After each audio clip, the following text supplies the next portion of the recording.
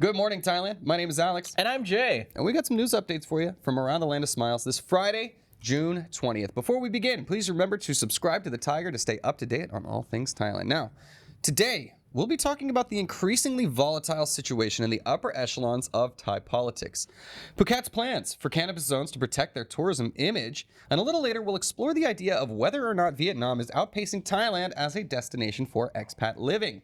Before we begin, though, can we hear a quick word from our sponsor, Jay? Well, Alex, let me tell you, if you're looking for property in Thailand, there's no further. Look no further, rather. Go to fazvaz.com.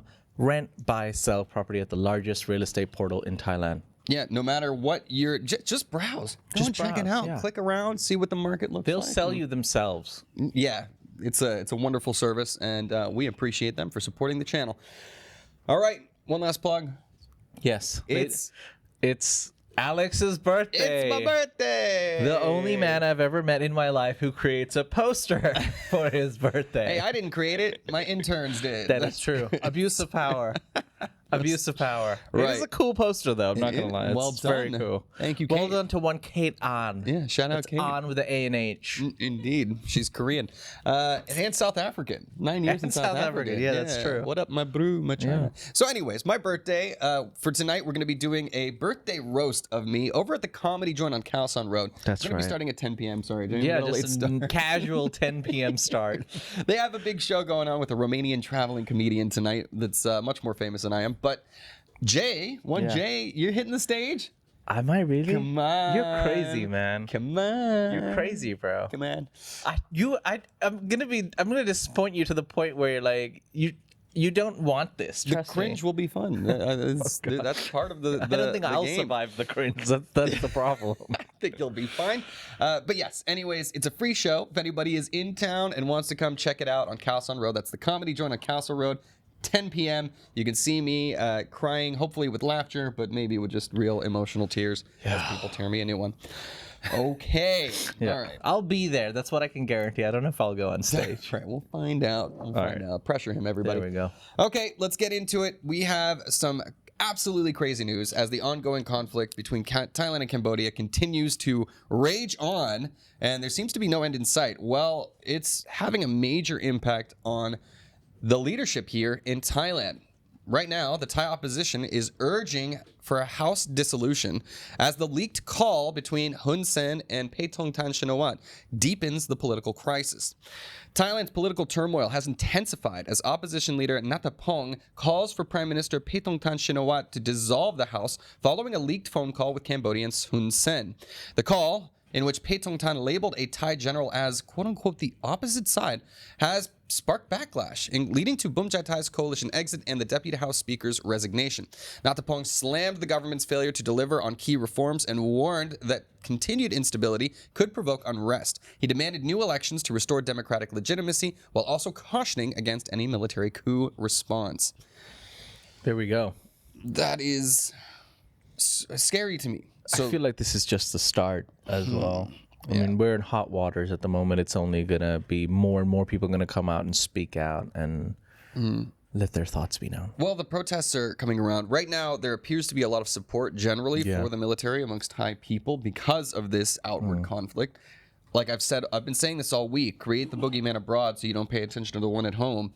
What this call is, right, the opposition leader is calling for basically, all right, we need new rounds of elections, right? Vote of no confidence, but we need to stick to the democratic processes rather than what we've seen in Thai politics in the past, the military just doing a coup and seizing power. And, those are steps backwards. Yeah. So whether or not it will continue to be the Shinawatra political dynasty that is in power, or whether we will see a military coup, or whether we will see a new round of elections, all has yet to be determined. Yeah. And I know I have my preferences towards the more peaceful democratic processes. We're going to have to watch this space, and obviously we're going to keep on giving you the updates. A lot of speculation and people throwing the C word around. Yeah. Yeah, it's not good. It rhymes with soup. Indeed. It doesn't. It's coup, not sue. Just go with it. Don't say it out loud. How dare you? By the All way, right. there's one last note I want to say. Yeah. We've been getting brigaded by Cambodian bots Yes. in our comment sections all over the place. the pro Hun Sen Cambodian bots are out in full force. So I just want to warn people We that were also hacked by Cambodian hackers. we were. Yeah, our website. Our website was actually hacked by Cambodian. Wow. Yeah. Okay. It's more Tiger news about that then. Anyways, moving on to our next story. More information on this topic. Bhumjaithai party quits Thai coalition over Prime Minister's Cambodia call. The Bhumjaithai party has withdrawn from Thailand's coalition government effective 19th June 2025 following a controversial phone call between Prime Minister Paetongtarn Shinawatra and Cambodia's Senate President Hun Sen. The party claims the call undermined Thailand's sovereignty, and national honor. All Bhumjaithai ministers have submitted their resignations and urged Paetongtarn to take responsibility for the diplomatic fallout. Now, the party has reaffirmed its commitment to defending Thailand's sovereignty and supporting the military. Yeah. Look, it felt like it was in bad faith. Usually these phone conversations between leaders of countries are meant to be, in confidence in some kind of way so that some trust can be built. So the fact that Hun Sen leaked this is seen as a not cool move. Now, will other leaders from around the world, when they're dealing with Cambodia, are they going to feel that this is going to stay confidential and they're going to be able to speak freely, or are they going to have to think, okay, this guy's going to leak whatever it is that I say? So not a lot of concessions will be made for them. Now, the fact that Bhumjaithai is withdrawing from the coalition does not actually impact the government completely because Thai still controls a governing coalition. They still control a majority. However, they are severely weakened. Bhumjaithai was, of course, the party that was in control of the government before Thai came into power with, of course, Anutin there. The fact that they are losing this is losing, the more traditional conservative wing of their party coalition. What that signals, we have yet to see. All right. Cool. Now, let's move on to some more classic Tiger tales. Let's get out of the realm of politics. And, of course, it's what everybody enjoys coming to our channel. Yeah. Farang's behaving badly. Our first Farang, we want to spin the wheel? Is this me? This is me, you? yeah. Okay. The Netherlands. Okay. A Dutch expat was caught in Phuket fraud crackdown. This was an older gentleman, a 65-year-old. Seasoned vet. Indeed. A 65-year-old Dutch expat has been arrested in Phuket for allegedly defrauding a German woman of around 350,000 baht. The arrest, part of a nationwide Thai police crackdown on crime from the 14th of June to the 20th, apparently they're not doing it outside of that window, followed a tip-off and a warrant issued in July 2024. It was a while ago. The man, reportedly a restaurant operator in Patong, had evaded arrest until this week on June 17th. Police stressed that this successful operation sends a clear message foreign fugitives are not above the law. Authorities continue to urge locals and tourists to report suspicious activities to maintain safety in key destinations. Might I add, very well dressed. He's 65. Just saying, he's just suave. He's got his white jeans and everything. I'm gonna need to get some white jeans. That's when you know you're in trouble, when you've got white jeans as a 65-year-old. Or maybe not. My dad's wearing white pants over there right now. Those are still classy. See, beige is forever. Class is timeless. White jeans looks like you hang out at Catch Beach Club, trying to be a predator or something. Whoa. Just saying. Well, this guy was preying upon German women in at least a fraud kind of way, taking their money and things like that. But they caught him. They got him. He evaded arrest for a year. I don't know how you're just tooling around. In Phuket as well, in Phuket with your white pants on. Yeah, exactly. So the man's got white jeans. Hunt him down. It's easy to find. All right. Anyways, we got more Phuket news, Jay. Staying in Phuket, Phuket plans cannabis zones to protect tourism, image, and public health. If only this was 2 years ago. Phuket officials are moving to create designated cannabis green zones in response to growing complaints from locals and tourists about the unchecked spread of cannabis shops since its 2022 decriminalization. Governor Suphon announced the plan to regulate sales and consumption, aiming to protect Phuket's reputation as a family-friendly destination. Proposed zones would keep cannabis businesses away from schools, tourist landmarks, and residential areas. The initiative, backed by local and national officials, reflects rising concerns over public health, youth safety, and tourism. Zoning guidelines are now being escalated for central government approval. Get it? Green zones? Yeah, it's only been a couple of years. Yeah, I don't know. I mean, obviously the spread of cannabis in Thailand has been like wildfire. There's more cannabis shops at 7-Elevens. That's the quote that everybody likes to say. I don't think this is the first time someone's been complaining though. Like I'm just saying, like, what's happening right now that all of a sudden this is now a concern?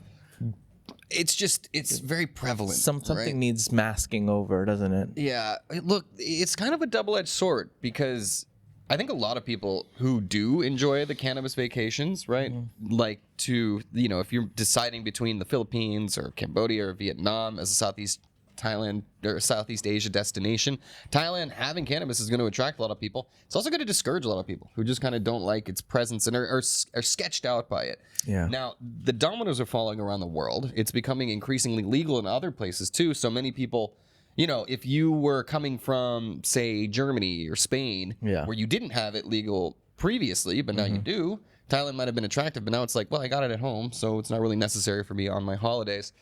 I don't know. I don't know, man. Thailand's going all in, baby. We're going all in. We've got the cannabis. We're going to get the gambling and casinos. We're going to get Tomorrowland. We're going to get F1. We're all in. Yeah. I think, look, let's go. The cannabis is family friendly, says Alchemist. I know where he's standing. I guess. Gives Thailand the edge, he says.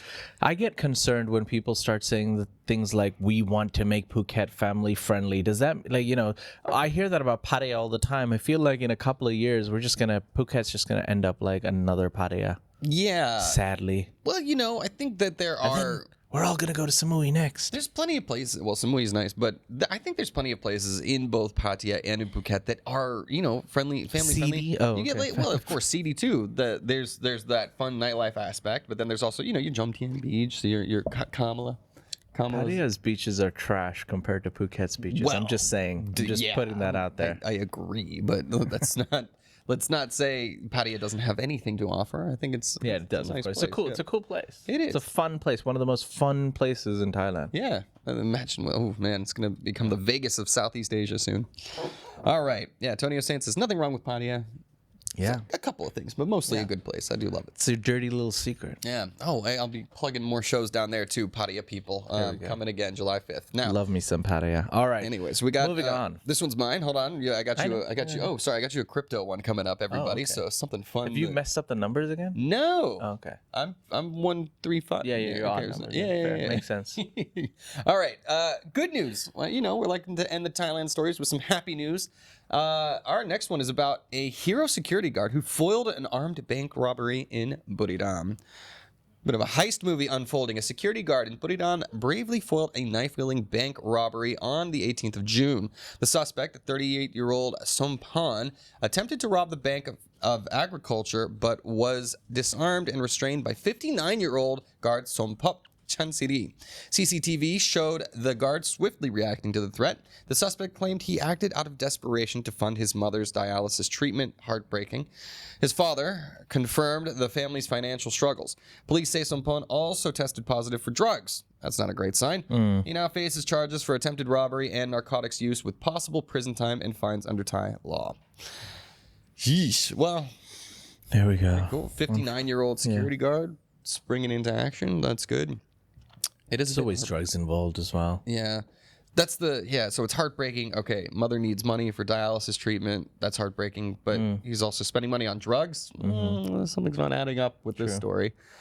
But anyways. But then again, Yaba pills are very cheap.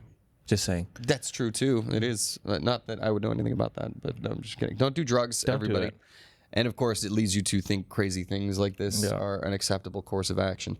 All right. Well, move on to our last story from across Thailand, where Thailand approves 5-year crypto tax break to spur growth.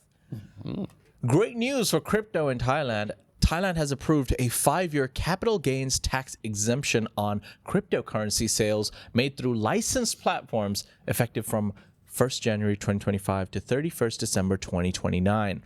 The move aims to boost Thailand's role as a global financial and digital asset hub while aligning with anti-money laundering guidelines. Authorities expect this policy to add over 1 billion baht to the economy. The announcement comes as Thailand's SEC tightens control, recently blocking 5 unlicensed crypto exchanges. Meanwhile, licensed players like KuCoin and Tether continue to expand in the Thai market. Yeah, anti-money laundering in crypto. USDT into THB. Cool. I understand some of that. But yeah, I feel like this is an interesting thing. Obviously, with the digital nomad visa, I think a lot of people are in that sphere, the crypto sphere, and making a lot of money that way. Yeah. How is this actually going to translate into more direct investment in Thailand, though? That's what I'm curious about. This is great. I think, it's great for whatever's digital nomads, people making the... But what they really want is... They want to get the people who are dealing in millions, right? I mean, people like me and you, we're trading here and there. Like, I mean, we barely have anything in there because we're too scared to even invest in that. And like, the profit margin is so low. But when you're dealing in millions and you're moving millions on a daily basis, that's what they really want. And they want to do it through licensed platforms. The guys who are dealing in millions, they're in like decentralized markets and like, come on, guys, they know how to move their money around. They don't care about your rules. Just saying, I'm just putting that out there. Yeah. The whole point is to not let the government know how much money you got and what you're trading and how much you know. Yeah, I mean, but I think, allowing... This affects the small man. This move makes it more attractive to be able to have more transparency in there. Look, all I know is that my Dogecoin is down, and I'm sad about that. My Doge. All right. Anyways, let's get into our a quick word from our sponsor before we head into the ASEAN Now section. Time, take it away.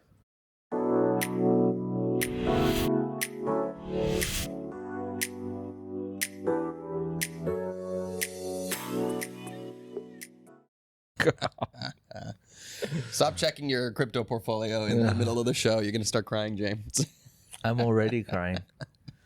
Wow, wasn't that a refreshing break? It was. Thank you, Fazwaz. I almost bought a property during that time. That's how fast Fazwaz.com is. Fast with a Z. Anyways. This guy. I'm making it a thing. Relentless. I can't help it. Okay, Putin. all right. Our next story. We are off to the ASEAN Now section of our broadcast, and our first stop is going to be Indonesia. Putin and Prabowo have met to boost the Russian-Indonesian strategic ties. That's right. Indonesian President Prabowo Subianto met with Russian President, what's his name? Vladimir Putin in St. Petersburg on the 19th of June to strengthen bilateral ties. Discussions focused on enhancing military trade and nuclear cooperation as part of a budding strategic partnership. Putin welcomed Indonesia's entry into BRICS, while Prabowo reaffirmed non-alignment and interest in nuclear energy development. Russia's Rosatom is among firms eyeing Indonesia's first nuclear plant by 2032. The meeting reflects Moscow's push to deepen ties with global South nations amid Western isolation over the Ukraine war, raising concerns in countries like Australia. Yeah, I mean, a lot of Russia's traditional alliances are deeply weakened right now. So it makes sense that Putin is trying to court new alliances around the world, and developing nations are obviously where they would be able to make those pushes. What I find interesting here is that they're using the carrot of nuclear power, because a lot of these countries don't really have a lot of that technology, which obviously would lower energy production costs for people around the world. So nuclear, I think, is obviously, especially if you're trying to go green and decrease pollution, nuclear, a good thing. Yeah. But I'm curious to see how will other Western countries respond. Should we not step in and maybe try to buy a little influence that Putin is trying to sell right now too? I don't know. Indonesia playing both sides so they come out on top. All right. Well, moving on to our next story, where Trump claims he stopped India-Pakistan war, hosts Pakistan Army Chief. U.S. President Donald Trump hosted Pakistan's Army Chief, Field Marshal Asim Munir, at the White House in a rare meeting without Pakistani civilian leaders, stirring controversy with India. Trump claimed he mediated a ceasefire between India and Pakistan during last month's conflict, though India denied any U.S. involvement. Trump praised both Munir and Modi and said he prevented a potential nuclear war. The meeting also covered trade, Iran, and cryptocurrency. While Pakistan welcomed U.S. mediation, India reiterated it rejects third-party involvement, insisting the ceasefire was arranged through direct military channels. The episode risks straining U.S.-India ties. Does it, though? I mean, I don't know. at this point, he just says whatever he wants, It's kind of which is, freedom of speech and everything. It's generally, it's typically the Trump playbook. Anything good that happens, I did. Anything bad that happens, it's totally Biden's administration that caused this. It's Obama's fault. It's par for the course at this point. Now, who do we listen to? Pakistan, not typically known for their above board political dealings, and this could be some influence seeking, some praise heaping in order to gain more influence in American politics. India, Modi, not exactly an above board wheeler and dealer himself, has come out and said, what the hell are you talking about? We weren't involved in this at all. These were direct negotiations between our militaries. Whatever the case may be, I think we can just be glad that we're not looking at another major military conflict between neighbors, as that border is the most highly militarized border in the world. And if that ever becomes hot, that's not a good thing, because both of those countries have nuclear arsenals. So whatever happened, I think we can just be grateful that things are okay. Yeah. There we go. All right. Well, anyways, yeah, Tony Hossein says Indian news was pissed. Yeah, that makes a lot of sense. All right. Not the only neighbors that aren't getting along. We're talking Taiwan. We're talking China. Taiwan is boosting its military watch as China deploys carriers in the Pacific. Taiwan President Lai Ching-te has ordered heightened surveillance and intelligence efforts amid increased Chinese military activity in the Pacific. 2 Chinese aircraft carriers, the Shandong and Liaoning, are conducting simultaneous operations near the first and second island chains, regions key to Taiwan's defense. Lai warned that China's military pressure remains intense despite global focus on Middle East tensions. He urged stronger coordination with allies and faster emergency response capabilities. China claims the drills are routine, but the activity has raised international concern about regional stability and China's expanding naval reach. Just seems like another day in the East China Sea. What do we call that? But yeah, of course, Taiwan, a place of incredible strategic importance, just from the semiconductor productions that are set up there. China, of course, both Taiwan and China, see themselves as the legitimate rulers of all of it, right? Of like the entire thing. So, of course, the Kuomintang, the political party that was ousted with Chiang Kai-shek back in the day after World War II in the Chinese Civil War, Mao Zedong and the Communist Party took over the mainland. The Kuomintang took over Taiwan. Both of them see themselves as, hey, we are actual China. Now Taiwan, obviously, mainland China is controlled by the Communist Party. Taiwan's like, okay, maybe we can have like sort of a 2-state thing. China says absolutely not. One China policy altogether. However, if China does, this is the problem with America being distracted with these other conflicts around the world. China's going to get a little more pokey and see maybe we can get away with something. So I know I have friends in Taiwan. My girlfriend's from Taiwan. This is a very serious issue. That's, anyways. Okay. Crazy story. Moving on to our last story today. Vietnam gains ground as expats sour on Thailand's rising costs. I don't know what's going on with me today. Yeah. You're right. All right, we're moving on.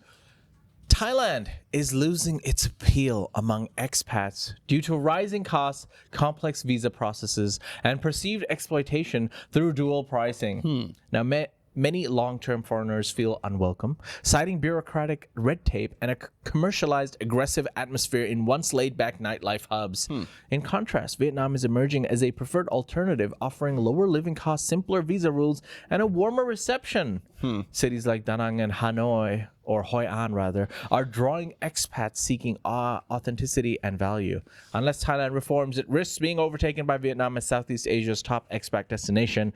Where is this information coming from? I don't know if I buy this. It's coming from ASEAN Now. Okay. I will say this has been very controversial. It came on Reddit and people were like, are the statistics on this? So I think we might need to have a word with whoever actually wrote this article, because I don't know if I buy it. I have friends that live in Vietnam. There are people who prefer Vietnam. Sure.